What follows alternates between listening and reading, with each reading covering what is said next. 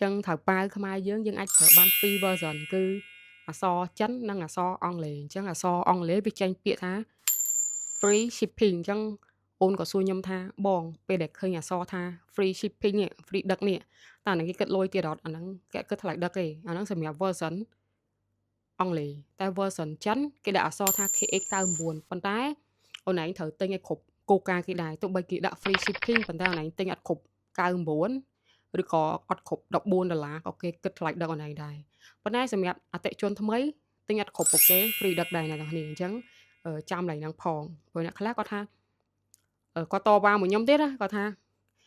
បងខ្ញុំទិញអត់គ្រប់99ហ្នឹងគេ free ដឹកតាហើយគាត់ free គេ user ថ្មីគេ free ចាអាហ្នឹង user ថ្មីអ្នកប្រើថ្មីលើកទី1ទៅប្រើគេ free ហើយទោះបីជាអត់គ្រប់99ក៏គេ free ដែរ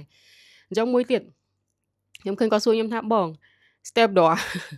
step door ដែលគេហៅដឹកដល់មកផ្ទះហ្នឹងណាខ្ញុំស្មានក្រុមហ៊ុនដឹកជញ្ជូនតាការពិតទៅ version អង់គ្លេសគេដាក់អញ្ចឹងគេដាក់ដឹកដល់ផ្ទះហ្នឹងគេជាភាសាអង់គ្លេសហ៎ហ្នឹងហើយអូនអត់មានត្រូវផែនថ្លៃដឹកនៅខ្មែរទេអញ្ចឹងគ្រប់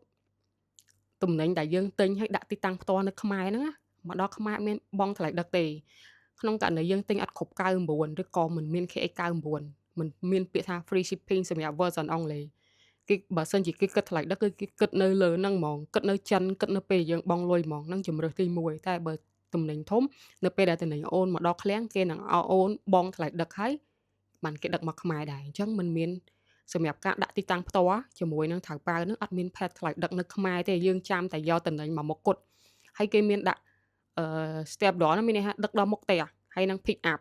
pick up ហ្នឹងគឺទៅយកផ្ទាល់អញ្ចឹង version អង់គ្លេសគេចេញ2អញ្ចឹងតែ version ចិនក៏មានអក្សរ pick up ហើយនឹង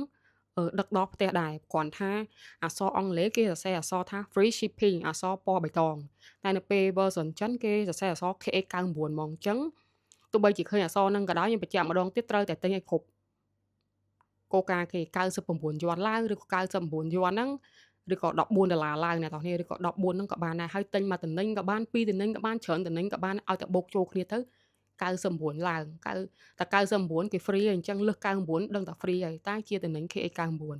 ហើយតំណែងមិនមាន KX99 ក៏គេក៏ដឹកបញ្ចូលគ្នាបានដែរអ្នកនរគ្នាអញ្ចឹងខ្ញុំសូមបញ្ជាក់មួយសារទៀតថាតំណែងទោះបីជាមិនមាន KX99 ក៏ដោយ KX99 ក៏ដោយទិញជាមួយគ្នាមកផ្ទួនគ្នាគេដាក់ចូលជាមួយគ្នាកំភៃគេអត់មានរើសអើងទេអ្វីដែលគេ focus គឺការដាក់ទីតាំងផ្ទាល់នៅខ្មែរអ្នកនរគ្នាអញ្ចឹង KX99 ហ្នឹងគេគឺជា promotion សម្រាប់ខ្មែរយើង KX ហ្នឹងខ្មែរអ្នកនរគ្នា99ហ្នឹងគឺទិញឲ្យគ្រប់99យួនឬ$14 99យួនហ្នឹងវាស្មើនឹង$14អ្នកនរគ្នាហើយពិសេសទៀតត្រង់ថាឥឡូវហ្នឹងមានភាសាខ្មែរមានជាលុយរៀលអ្នកនរគ្នាប្រើជាលុយរៀលក៏បានដែរអ្នកនរគ្នា